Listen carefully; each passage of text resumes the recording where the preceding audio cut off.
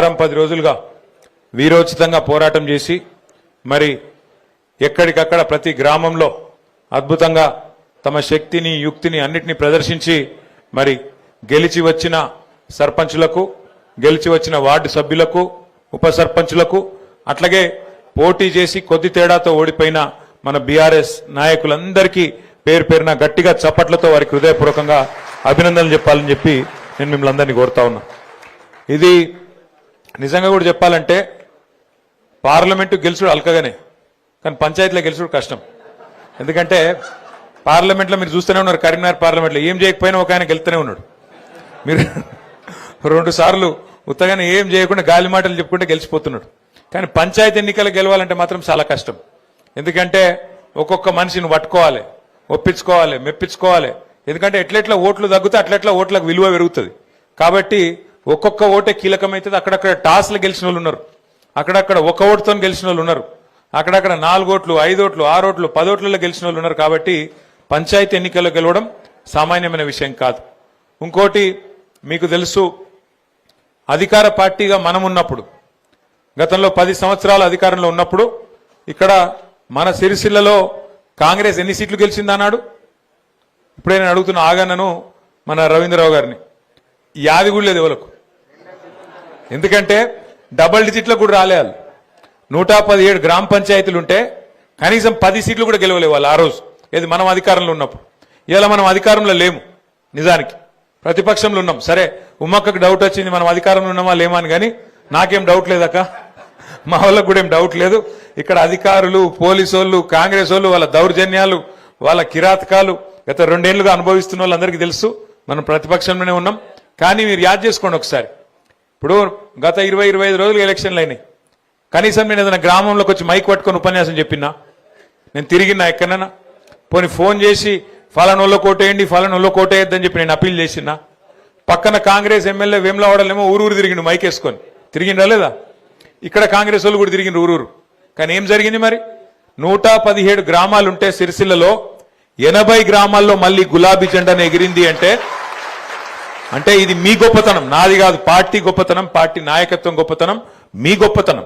ఎందుకు అంటే ఇవాళ పార్టీ అంత బలంగా ఉంది కాబట్టే క్షేత్రంలో అధికారంలో ఇంకొకరు ఉన్నా, కాంగ్రెస్ ఉన్నా, ఇక్కడ మాత్రం కేసీఆర్ గారి మీద ఉన్న ప్రేమ, కేసీఆర్ గారి మీద ఉన్న నమ్మకం, గులాబీ కండువా గులాబీ జెండా మీద ఉన్న ప్రేమతో 80 మందిని మనోళ్ళని గెలిపించినందుకు సిరిసిల్ల ప్రజలకు హృదయపూర్వకంగా నేను శిరస్సు వంచి వారికి ధన్యవాదాలు తెలియజేస్తున్నా. కాకపోతే మరి సర్పంచ్ ఎలక్షన్ లెక్క నన్ను అడిగితే లెక్క కూడా చెప్తాను, ఎందుకంటే కొన్ని అనుమాన పక్షులు ఉంటాయి, వాళ్ళకి చెప్పాలి. ఎల్లారెడ్డిపేటలో మనం 14 గెలిచినాం, కాంగ్రెస్ 9 గెలిచింది, బీజేపీ ఒక 3 గెలిచింది. అట్లాగే ముస్తాబాద్లో గంభీరావుపేటలో మనం 19 గెలిచినాం, బీజేపీ 3 గెలిచింది, కాంగ్రెస్ 1 కూడా గెలవలేదు. అట్లాగే మనకు ముస్తాబాద్లో మనం 16 గెలిచినాం, కాంగ్రెస్ 3 గెలిచింది, బీజేపీ ఒక 3. మీరు చూస్తే తర్వాత వీర్నపల్లిలో మనం 11, కాంగ్రెస్ 4, 1-2 ఇండిపెండెంట్లు. తంగళ్లపల్లిలో మనం 20. మొత్తం చూస్తే 80 సర్పంచులు మనం గెలుచుకున్నాం. అయితే ఇక్కడ మీ అందరితో నా ప్రార్థన ఒకటి, నిన్నటి దాకా సర్పంచ్ ఎలక్షన్లు జరిగినప్పుడు కొన్ని దగ్గరలో మనోళ్ళే కొట్లాడారు. అటు మనోళ్ళే ఇటు మనోళ్ళే, ఇంకా 2 కాదు, అక్కడక్కడనైతే 3-4 కొట్లాడారు. కొట్లాడినప్పుడు ఎవరికి ఏం చేయాలనో అర్థం కాలేదు. నిజానికి పార్టీ కూడా ఏమవుతుంది, ఒక ఊళ్ళే కొంతమంది అటు పోతారు, కొంతమంది ఇటు పోతారు, కులం పేరు మీదనో లేకపోతే దోస్తాన పేరు మీదనో ఇంకో దాని పేరు మీదనో అలగలగ అవుతారు, కొట్లాడతారు. కానీ ఇప్పుడు మన ఎండాకాలం వచ్చిందంటే మన దగ్గర క్రికెట్ మ్యాచ్లు పెట్టుకుంటాం, ఊళ్ళల్లో క్రికెట్ మ్యాచ్లు, వాలీబాల్ మ్యాచ్లు, కబడ్డీ మ్యాచ్లు పెట్టుకుంటాం. పెట్టుకున్నప్పుడు ఏమవుతుంది, ఊళ్ళోనే 4 టీంలు అవుతాయి, కొట్లాడతాం, ఒకళ్ళే గెలుస్తారు, మిగతా 3 టీంలు ఉంటాయి. మరి అదే ఊరోళ్ళు వాళ్ళు కూడా. కానీ గేమ్ అయిపోగానే కలిసిపోతామా లేదా, మళ్ళీ సాయంత్రం దావత్ చేసుకుంటామా లేదా? ఇప్పుడు కూడా గట్లే దయచేసి మీరు ఉండాలని చెప్పి నేను కోరుతున్నాను. ఎందుకంటే సర్పంచ్ ఎలక్షన్ అయిపోయింది, ఇక పగలు పంచాయతీలు నిన్న మొన్నటి దాకా కొట్లాడినాం కదా, రేపటి నుంచి వాడిని ముఖం చూడొద్దు, వాడు నన్ను తిట్టిన రోజు ఫలానా కాడ గిట్లా అన్నాడు గట్లా అన్నాడు అని జర మనసులో పెట్టుకోకుండ్రి. ఎందుకంటే మళ్ళీ 4 రోజులకే మళ్ళీ ఎలక్షన్లు ఉన్నాయి. ఇప్పుడు మనకు మళ్ళీ జిల్లా పరిషత్ ఉన్నది, మండల పరిషత్ ఉన్నది, ఈసారి కారు గుర్తుంటది, కేసీఆర్ గారు ఉంటారు. కాబట్టి ఈసారి మాత్రం మళ్ళొక్కసారి క్లస్టర్ బై క్లస్టర్ మనకు గ్రామ పంచాయతీలు 117 ఉన్నాయి, కానీ ఎంపీటీసీలు 57 ఉన్నాయి. కాబట్టి ఈ 117 నేను గౌరవ జిల్లా పార్టీ ప్రెసిడెంట్ గారిని, మా మండలాల అధ్యక్షుల్ని కూడా నేను కోరుతా ఉన్నా, ఏ క్లస్టర్కో ఆ క్లస్టర్, 2 ఊర్లు ఉంటే 2 ఊర్లు, 3 ఊర్లు ఉంటే 3 ఊర్లు, ఒక టీం చేసి ఇప్పటి నుంచే ఒక లెక్క, ఒక ఆలోచన. 57 ఎంపీటీసీలకు గాను 5 జెడ్పీటీసీలకు గాను మన ప్రణాళిక ఏంది? నిన్నటిదాకా కొట్లాడినాం, సరే మరి రేపటి నుంచి మనం ఎట్లా పనిచేద్దాం, ఎట్లా 57 ఎంపీటీసీలు గెలుచుకుందాం అనే దిశగా ఇప్పటి నుంచే మన ఆలోచన మొదలు కావాలి. ఎక్కడెక్కడైనా పంచాయతీలు ఉంటే దయచేసి ఇప్పటి నుంచే మండలాల వారీగా సమన్వయం చేసుకొని ముందుకు నడవాలని చెప్పి నేను మిమ్మల్ని కోరుతా ఉన్నా. దయచేసి ఇక్కడ గెలిచిన వాళ్ళు, అట్లాగే ఓడిపోయిన వాళ్ళు, నిలబడ్డ వాళ్ళు అందరికి కూడా నా ప్రార్థన, ఇది పార్టీ యొక్క ప్రతిష్టకు సంబంధించిన అంశం కాబట్టి మనందరం కూడా ఐకమత్యంగా ముందుకు పోదాం. రేపు జిల్లా పరిషత్ ఎంపీటీసీ ఎలక్షన్లు ఎప్పుడు పెట్టినా, నిన్న మొన్నటిదాకా ఏమనుకున్నామంటే మరి కాంగ్రెస్ ప్రభుత్వం డిసెంబర్ ఆఖరి వారంలోనే నోటిఫికేషన్ ఇస్తుంది జిల్లా పరిషత్కు సంబంధించి అని చెప్పి వార్తలు వచ్చినాయి.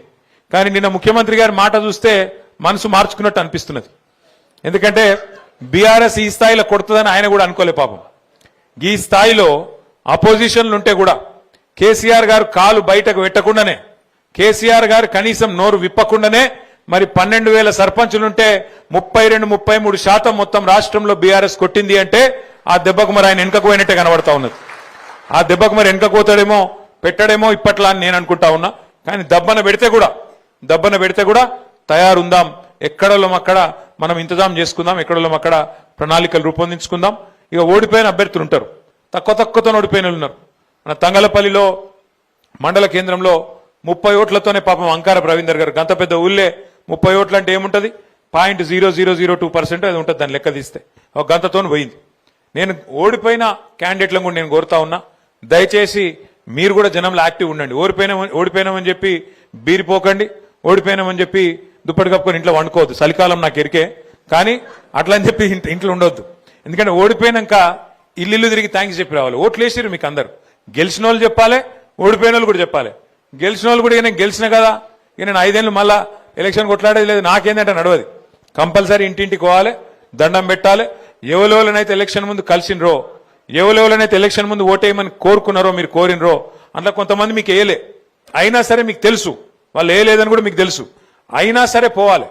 అయినా సరే పోయి ఒక రౌండ్ దండం పెట్టి వాళ్ళందరికీ కూడా ధన్యవాదాలు చెప్పి నేను మీకు అందుబాటులో ఉంటా, మీకు సేవ చేస్తా, ఏ అవసరం ఉన్నా నాకు చెప్పండి అని చెప్పి అటు గెలిచిన వాళ్ళు, ఇటు ఓడిపోయిన వాళ్ళు, మన వాళ్ళందరూ కూడా దయచేసి రాబోయే 2-3 రోజులు మరి ప్రజల్లోనే ఉండాలని చెప్పి మనస్ఫూర్తిగా నేను కోరుతున్నా. పోతారా లేదా? పోతామంటూ గట్టిగా సపోర్ట్లు కొట్టరు దయచేసి ఒక్కసారి. మరి సపోర్ట్లు కొట్టినట్టు కాదు, నిజంగా పోతారా లేదా నేను చూస్తా. Thank you. తర్వాత ఇంకొక మాట కూడా నేను మీకు విజ్ఞప్తి చేయాలి. సరే, జిల్లా పరిషత్ ఎలక్షన్లు, మండల పరిషత్ ఎలక్షన్లు అవి వచ్చేటప్పుడు వస్తాయి, వాటిని కొట్లాడదాం. ఈ లోపల పెద్దలు కేసీఆర్ గారు కూడా మనకు ఒక బాధ్యత పెడతా ఉన్నారు. సార్ ఏం చెప్పిండ్రంటే, ఒకవేళ ప్రభుత్వం గనక ఎలక్షన్లు పెడితే కొట్లాడదాం, ఎలక్షన్లు లేని పక్షంలో మన పార్టీ మరి జనవరి మాసంలోనే కొత్తగా సభ్యత్వ నమోదు కార్యక్రమం, కొత్త గ్రామ కమిటీలు, కొత్త మండల కమిటీలు, అట్లాగే జిల్లా కమిటీ కూడా కొత్తదనంతో నేసుకుందాం. మంచి చాకు లాంటి పిల్లలు ఎంతో మంది ఉన్నారు, వాళ్ళందరినీ కూడా కలుపుకొని బ్రహ్మాండంగా కొత్త రక్తం అట్లాగే పాత తరం అందరినీ కలుపుకునే విధంగా మంచి బ్యాలెన్స్ తోని కొత్త కమిటీలు కూడా వేసుకుందాం జనవరి మాసంలో. దానికి కూడా దయచేసి గౌరవ సర్పంచులు, అట్లాగే ఉప సర్పంచులు, వార్డు సభ్యులు మీరు కూడా పార్టీ పనిలో మీరు కూడా పూర్తి స్థాయిలో బాధ్యత తీసుకోవాలని నేను కోరుతా ఉన్నా. ఎందుకంటే పార్టీ నాయకత్వం మొత్తం మీకోసం గ్రామంలో పనిచేసింది. అట్లాంటప్పుడు మీరు కూడా రేపు పార్టీ పిలిపించినప్పుడు మరి మీదేసుకొని తప్పకుండా సభ్యత్వ నమోదు కార్యక్రమం కానీ, పార్టీ ఇచ్చే మిగతా కార్యక్రమాలు కానీ వాటిలో కూడా మీ పాత్ర పటిష్టంగా ఉండాలని చెప్పి కూడా నేను కోరుతా ఉన్నా. అట్లాగే నిన్న నేను చూసిన ముఖ్యమంత్రి గారు అసెంబ్లీలో అంటున్నా, హైదరాబాద్ లో ఆయన ప్రెస్ మీట్ పెట్టి చెప్తున్నాడు. 5 నిమిషాలలో మాట మార్చిండు ముఖ్యమంత్రి. మొదలు ఏమన్నాడు, మేము 66% గెలిచినాం, ఇది రాష్ట్రంలో మేము 66% గెలిచినామని మొదలు డైలాగులు కొట్టిండు.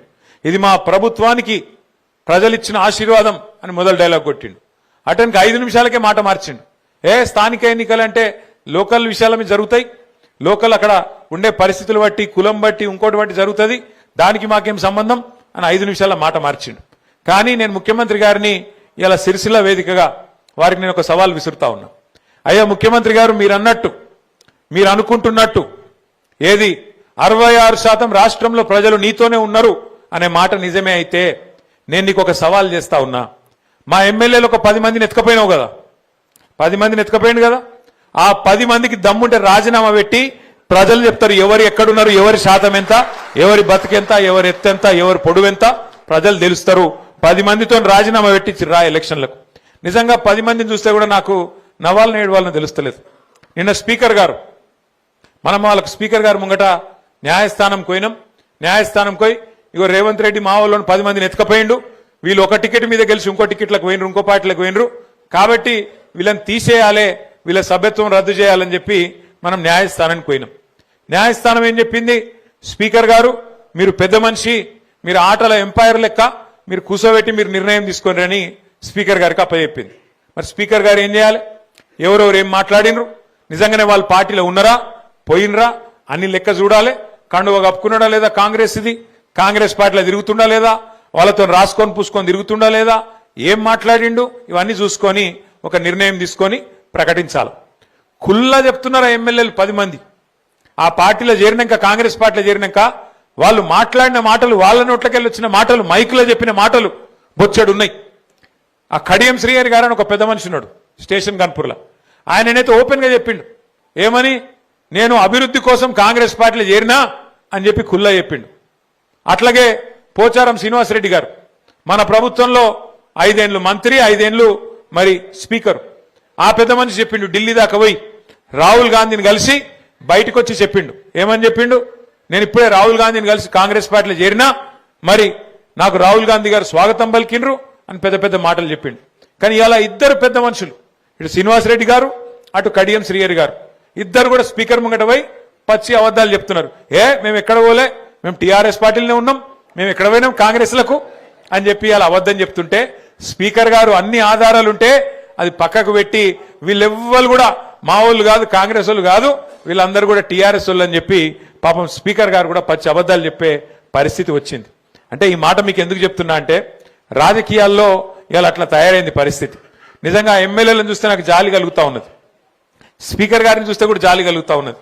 స్పీకర్ గారేమో పాపం ఇలా ముఖ్యమంత్రి చెప్పినట్టు అబద్ధాలు ఆడక తప్పని పరిస్థితుల్లోకి స్పీకర్ గారు నెట్టబడ్డారు. ఇక ఎమ్మెల్యేలు 10 మంది పాపం వాళ్ళు ఆడోళ్ళ మొగోళ్ళ అంటే వాళ్ళకే తెలియకుండా అయిపోయింది, ఆగమైపోయింది వాళ్ళ బతుకు. ఏ పార్టీలో నువ్వు చెప్పురాబాయ్ అంటే కాంగ్రెసా బీఆర్ఎస్ఆ చెప్పుకోలేని దుస్థితిలోకి పోయినరు వాళ్ళు. ఇవాళ ఇంత బతికి 70 ఏళ్ళు 75 ఏళ్ళు మంత్రులు చేసి ఉప ముఖ్యమంత్రిగా పనిచేసి ఆఖరికి ఏం పరిస్థితి వచ్చింది, ఏ పార్టీలు ఉన్నవాయా అంటే చెప్పుకునే పరిస్థితి లేదు. ఇవాళ పోచారం శ్రీనివాసరెడ్డి గారికి, కడియం శ్రీహరి గారికి. ఇక అది కూడా ఒక బతికేనా నాకు తెలియక అడుగుతా. గింత బతికి గింత స్థాయిలో మంత్రులుగా ఉప ముఖ్యమంత్రులుగా పనిచేసి ఆఖరికి ఒక పదవి కోసం, గడ్డిపోస లాంటి పదవి కోసం ఇవాళ సూరు పట్టుకొని గబ్బిలం ఏలాడినట్టు సిగ్గు లేకుండా ఏలాడుతా ఉన్నారు. మరి వాళ్ళని పెట్టుకొని ముఖ్యమంత్రి గారు ఇంకా పోజులు కొడుతున్నాడు, మేము 66% గెలిచినాం. అందుకే నేను అంటున్నా, నీకు నిజంగానే 66% మాట గెలిచిన మాట నిజమే అయితే ముఖ్యమంత్రి గారు దమ్ముంటే ఆ 10 మందితో రాజీనామా పెట్టి ప్రజాక్షేత్రంలోకి రా. తెలంగాణ ప్రజలు చెప్తారు ఎవరు దిక్కున్నారో, రైతులను, తెలంగాణలోని బీసీలను, తెలంగాణలోని ఎస్సీ ఎస్టీలను, తెలంగాణలోని మహిళలను మోసం చేసినందుకే ఇలా గ్రామ పంచాయతీ ఎన్నికల్లో కూడా నీకు కర్రుగాల్చి వాత పెట్టింది. నీవు ఒప్పుకున్నా ఒప్పుకోకపోయినా సర్వసాధారణంగా ఎప్పుడేం జరుగుతుంది, ప్రతిపక్షంలో ఉన్న వాళ్లకు జనరల్ గా ప్రజలు లోకల్ బాడీ ఎలక్షన్స్ లో, స్థానిక సంస్థల ఎలక్షన్ల పెద్దగా ఓట్లు వేయరు నిజానికైతే. ఎందుకంటే ప్రభుత్వంలో ఉన్నోళ్ళైతే ఏమైనా పనులైతే ఏమో అనుకుంటారు. కానీ ఇవాళ తెలంగాణలో ఏం జరుగుతున్నది, ఇవాళ ముఖ్యమంత్రి గారు ఊరూరు తిరిగినా, జిల్లా జిల్లా తిరిగి ప్రచారం చేసినా, 2 సంవత్సరాల విజయోత్సవం పేరిట పరోక్షంగా ఎన్నికల ప్రచారం చేసినా, కాంగ్రెస్ పార్టీ నాయకులు బెదిరించినా, అధికార యంత్రాంగాన్ని అడ్డం పెట్టుకొని చాలా దుర్మార్గమైన పనులు చేసినా ప్రజలు మాత్రం స్పష్టంగా ఉన్నారు. మళ్ళా కేసీఆరే రావాలే, మళ్ళా గులాబీ జెండానే ఎగరాలే, మళ్ళా పల్లెళ్ళు బాగుపడాలి అంటే ఖచ్చితంగా మళ్ళీ బీఆర్ఎస్ఏ రావాలి అనే ఆలోచనతోని ఇవాళ సిరిసిల్లలో ఇచ్చిన తీర్పు మీకు ఒక నిదర్శనం అని చెప్పి నేను విజ్ఞప్తి చేస్తా ఉన్నా. దయచేసి నేను మిమ్మల్ని కోరేది ఒకటే ఒక్క మాట, భయపెడతారు, బెదిరిస్తారు, ఫోన్లు చేస్తారు, గట్లెట్లుంటుంది మీరు మాతోనుంటేనే మీరు రేపు ఏమైనా పనులు చేస్తారు, లేకపోతే మీకు ఎక్కడికి వెళ్ళి వస్తాయి అని మాట్లాడతారు. కొంతమంది ఎమ్మెల్యేలు అయితే కుల్లా చెప్తున్నారు, కాంగ్రెస్ ఎమ్మెల్యేలు మైకులలోనే బెదిరిస్తున్నారు. మీరు చూసింటారు కొంతమందిని మాట్లాడేది. ఒక ఆయన అంటున్నాడు, కాంగ్రెస్ ఎమ్మెల్యే, ఒక్క ఇందిరమ్మ ఇల్లియా ఎట్లిస్తారో నేను చూస్తా, బీఆర్ఎస్ వాళ్ళు గెలిచిన కాడ అంటుండు. ఇంకొక ఆయన అంటున్నాడు, నా ఇంటికాడికి వస్తే మెడలు పట్టి నూకేస్తా అనుకోక ఆయన అంటున్నాడు కాంగ్రెస్ ఎమ్మెల్యే. నేను మీకు ఒక్కొక్క సర్పంచ్ గారికి ఉప సర్పంచ్ గారికి వార్డు సభ్యులకు నేను ఒకటే మాట చెప్తా ఉన్నా. ఇవాళ ఎమ్మెల్యేలకు ఇచ్చే నిధులు కానీ సర్పంచ్లకు వచ్చే నిధులు కానీ ఎంపీలు ఖర్చు పెట్టే నిధులు కానీ ప్రభుత్వం ఖర్చు పెట్టే ప్రతి పైసా ఇదంతా కూడా ప్రజల సొమ్ము. పన్నుల రూపంలో మీరు ప్రజలు మనకు గట్టే సొమ్మునే మనం ధర్మకర్తల్లాగా వారు ఎన్నుకున్న ప్రజాప్రతినిధులు కాబట్టి మళ్ళా తిరిగి వాళ్ళ కోసమే ఖర్చు పెడతాం తప్ప ఇదేదో నా ఇంటెనక పొలం అమ్ముడో లేకపోతే రేవంత్ రెడ్డి గారు ఆయన ఇంటెనక పొలం అమ్మో కడతలేడు, ఎవరి ఇంటెనక పొలం అమ్మి వచ్చి సొంత పైసలతో పెట్టిన పైసలు కావి. అందుకే ఏ ఎమ్మెల్యే అడ్డం పొడుగు మాట్లాడినా ఏ ఎమ్మెల్యే చిల్లర మల్లరగా మాట్లాడినా మనం పట్టించుకునే అవసరం లేదు. ఎందుకంటే అది అయ్య సొత్తు కాదు, వాళ్ళ అత్త సొమ్ము కాదు. వాళ్ళు ఇష్టం వచ్చినట్టు మీకు ఇష్టం ఉన్నట్టు ఇయనికి లేకపోతే ఇవ్వకుండా ఉండేటందుకు. భారతదేశంలో ఒక రాజ్యాంగం ఉన్నది. ఆ రాజ్యాంగం రాసిన మహానుభావుడు డాక్టర్ బాబాసాహెబ్ అంబేద్కర్ గారు. ఆ అంబేద్కర్ గారు రాసిన రాజ్యాంగంలో స్పష్టంగా 5 అంచెల్లో ప్రభుత్వాన్ని ఎట్లా నడపాలనో రాసి ఉన్నది. 5 అంచెలు అంటే కింద గ్రామాలలో గ్రామ పంచాయతీ ఒక ప్రభుత్వం, కొద్దిగా మీదికోతే మండల స్థాయిలో మండల ప్రభుత్వం, పట్టణం అయితే మున్సిపాలిటీలో మున్సిపల్ ప్రభుత్వం ఉంటుంది. ఇంకొద్దిగా మీదికోతే జిల్లా ప్రభుత్వం ఉంటుంది, జిల్లా పరిషత్ ఉంటుంది. ఇంకొద్దిగా పైకి పోతే రాష్ట్ర ప్రభుత్వం ఉంటుంది, ఆ పైన కేంద్ర ప్రభుత్వం ఉంటుంది. ఏ ప్రభుత్వానికి ఆ పని వాళ్ళ పని వాళ్ళకు ఉన్నది. ప్రజాస్వామ్యంలో ఎవరు చేసే పని వాళ్ళు చేయాలి. గాడిద చేసే పని గాడిది, కుక్క చేసే పని కుక్క, గుర్రం చేసే పని గుర్రం, ఇట్లా ఎవల పని వాళ్లకు విభజించబడి ఉన్నది, ఎవలది వాళ్లకు నిర్ణయించబడి ఉన్నది రాజ్యాంగం ప్రకారం. ఇందులో ఒకరికొకలకు ఎవరికేమి ఒకరి మీద ఒకరు డిపెండెంట్ కాదు, ఒకరి మీద ఒకరు ఆధారపడి లేరు. కలిసి పనిచేయాలి, సమన్వయంతో పనిచేయాలి. కానీ ఇప్పుడు మోడీ గారు నేను పైసలు ఇయ్యా అంటే రేవంత్ రెడ్డి దుకాణం బంద్ అవుతుందా? కాదు. ఇక్కడ రాష్ట్రానికి ఉండే ఆదాయాలు, రాష్ట్రానికి ఉండే వనరులు ఇక్కడ ఉంటాయి.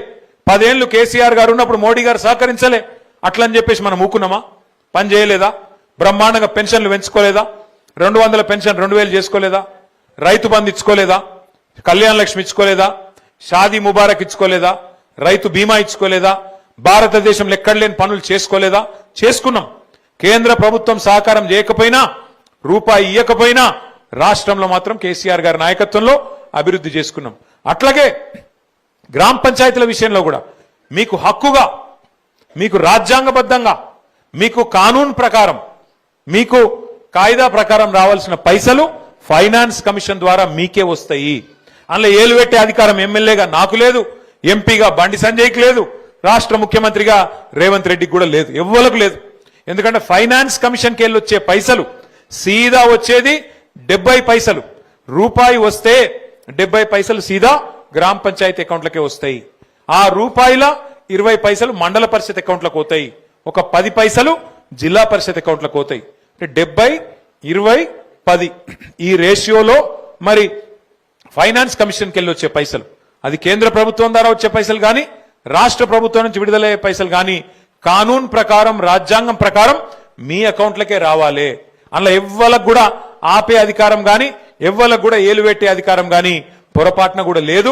ఈ విషయం ముందు మీరు తెలుసుకోవాలి గౌరవ సర్పంచులు. అట్లాగే రెండో మాట కూడా నేను మీకు విజ్ఞప్తి చేస్తా ఉన్నా. మీరు అనుకోవచ్చు, అన్నా మరి కరెక్టే, మా హక్కులేంది, మాకుండే బాధ్యత లేంది, మరి ఎట్లా ఎవరు చెప్పాలి అనేది కూడా మీరు అనుకోవచ్చు.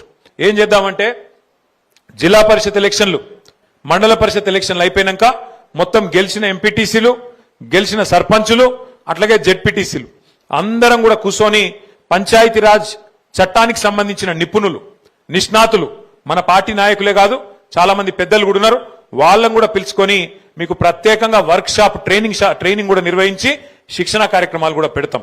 దానివల్ల ఏమవుతుందంటే మీకు మీ బాధ్యత తెలుస్తుంది, మీ హక్కుల గురించి తెలుస్తుంది. మిమ్మల్ని ఎవడు బెదిరించినా బెదరాల్సిన అవసరం లేదు. వార్డు సభ్యులు కానీ, ఉప సర్పంచ్ కానీ, సర్పంచ్ గారు కానీ ఎట్లా పనిచేయాలో కూడా తెలుసుకునే అవకాశం ఉంటుంది.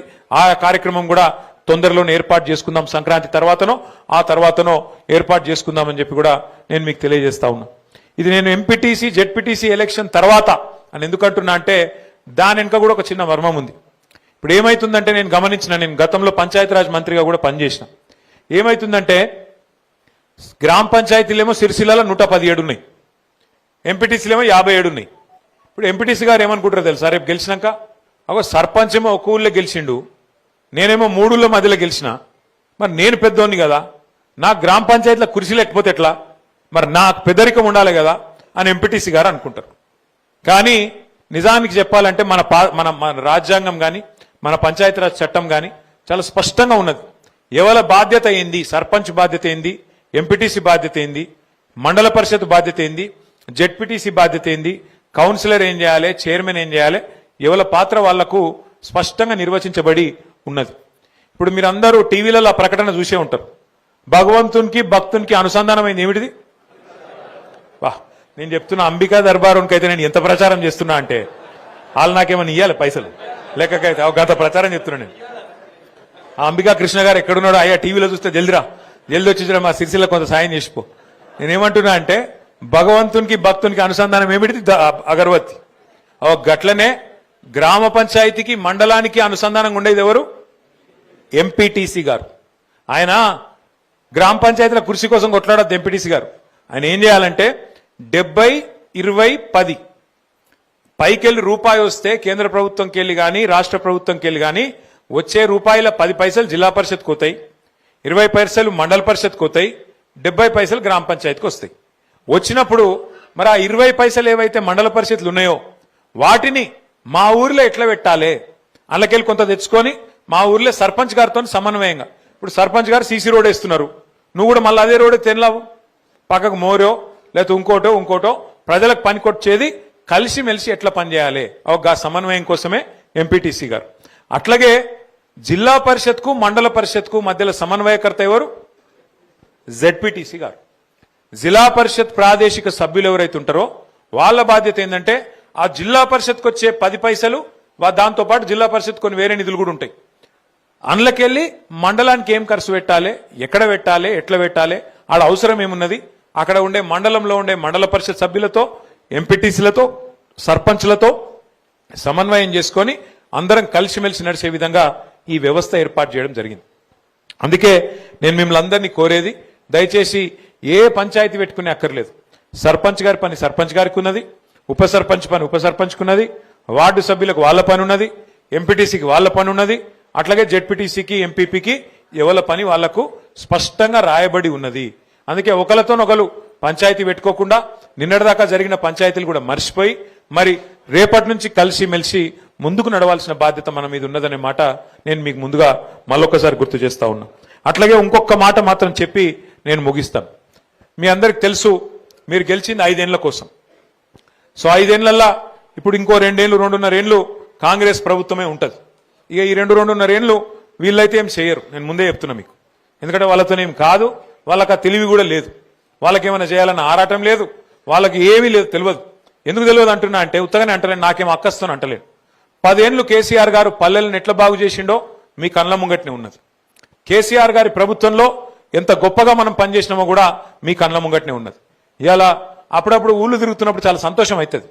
నేను ఆ మధ్యన ఒకసారి ఆ గూడెం మీదకి వెళ్ళి కొండాపూర్ పోయేటప్పుడు ఆ రామరెడ్డి పల్లె మీకెళ్ళి మధ్యలోకి మనం వేసుకున్న రోడ్లకి వెళ్ళి పోయినా.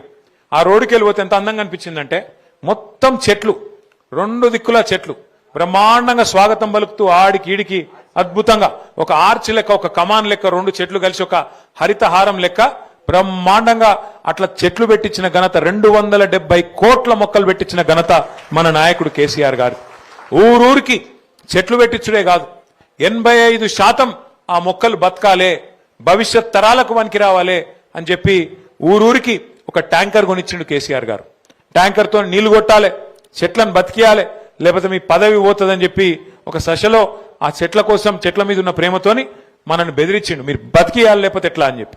అట్లాగే ఊళ్ళో చెత్త తీయాలి, సాఫ్ ఉండాలి, లేకపోతే రోగాలు వస్తాయి, మన పిల్లలకే గోస అవుతుందని చెప్పి ప్రతి ఊరికి ఒక ట్రాక్టర్, ప్రతి పల్లెకు ఒక ట్రాక్టర్ కొనిచ్చిండు కేసీఆర్ గారు.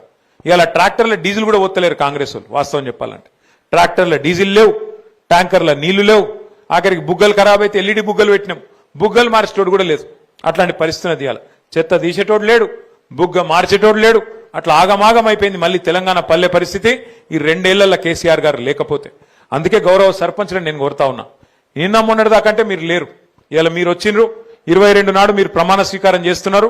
మరి 22 ప్రమాణ స్వీకారం చేసిన తర్వాత మీరు బాధ్యతగా తీసుకోండి.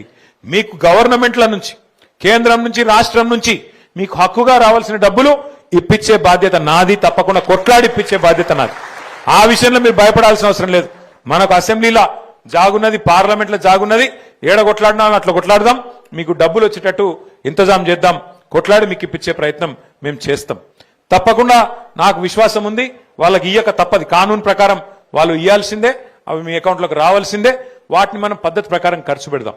ఊరూరికి డంప్ యార్డులు కట్టినాం మనం, వాటిని కాంగ్రెస్ వాళ్ళు వచ్చినాక నాశనం చేసినారు, పట్టించుకున్నోడు లేడు. ఊరూరికి వైకుంఠ ధామాలు కట్టుకున్నాం మనం, మంచి నర్సరీలు పెట్టుకున్నాం, పల్లె ప్రకృతి వనాలు కట్టుకున్నాం. ఇలా వాటిని పట్టించుకున్నోడు లేడు కాంగ్రెస్ ప్రభుత్వం వచ్చినాక. వాటిని పట్టించుకోవాల్సింది మీరే, బాగు చేయాల్సింది మీరే, మళ్ళీ ప్రజలకు అందుబాటులోకి తీసుకొచ్చే విధంగా వ్యవహారం చేయాల్సింది కూడా మీరే. ఇన్ని రోజులంటే కథానాయకులు లేరు గ్రామాల్లో, ఇప్పుడు మళ్ళా మీ గెలుపుతోని కథానాయికలు కథానాయకులు మళ్ళా మీరే అయినరు. మీ ఆధ్వర్యంలోనే బ్రహ్మాండంగా పనులు జరగాలని చెప్పి కూడా మనస్ఫూర్తిగా నేను కోరుకుంటా ఉన్నా. చివరిగా నేను ఒకటే మళ్ళొక్కసారి మీకు విజ్ఞప్తి చేస్తా ఉన్నా, మన ఊరు బాగు చేసేందుకు ఎవడో పక్కూరోడు రాడు చేయడు, మనమే చేసుకోవాలి, మనమే మీదేసుకోవాలి. ప్రజలకు ఇచ్చిన మాటలు ఉంటాయి, అన్నా మీకు ఫంక్షన్ హాల్ కావాలని నేను కట్టిస్తా, కమ్యూనిటీ హాల్ కావాలని నేను కట్టిస్తా అని చెప్పి మీరు రకరకాలుగా మాట ఇచ్చి ఉంటారు. ఈ 2.5 ఏళ్లు ప్రజలకు కూడా చెప్పండి, ఓపిక పట్టండి. ఎందుకంటే కాంగ్రెస్ వాళ్ళు ఉన్నంత కాలం ఏమి జరగదు. కాంగ్రెస్ అంటేనే ప్రోగ్రెస్ కు విరుద్ధం వాళ్ళు, కాంగ్రెస్ ఉన్నదంటేనే ప్రోగ్రెస్ కు ఖిలాఫ్ వాళ్ళు ప్రోగ్రెస్ కానియరు. మళ్ళా 2.5 ఏళ్ల తర్వాత గులాబీ జెండా ఎగురుతుంది రాష్ట్రంలో. కేసీఆర్ గారు తిరిగి ముఖ్యమంత్రి అవుతారు. ఇంకో 2.5 ఏళ్లు మీరే సర్పంచులు ఉంటారు మళ్ళా కేసీఆర్ గారి నాయకత్వంలో. అప్పుడు అన్ని పనులు కూడా అయితాయి, రంది లేకుండా, ఏ బాధ లేకుండా అన్ని పనులు చేసుకుందాం. ఈ లోపల వచ్చే నిధులతో నెట్టుకొని వద్దాం, తర్వాత మళ్ళీ ఒక్కసారి అద్భుతాలు సృష్టించుకుందామని చెప్పి మీకు విజ్ఞప్తి చేస్తూ, నాకు తెలుసు గెలిచిన సర్పంచులు, ఉప సర్పంచులు, వార్డు సభ్యులే కాకుండా వాళ్ళని గెలిపించిన వాళ్ళు కూడా చాలా మంది ఉన్నారు కార్యకర్తలు. వాళ్ళకు కూడా ఒకసారి గట్టిగా చప్పట్లు కొట్టి వాళ్ళకు కూడా అభినందనలు చెప్పాలని చెప్పి కూడా నేను కోరుతా ఉన్నాను.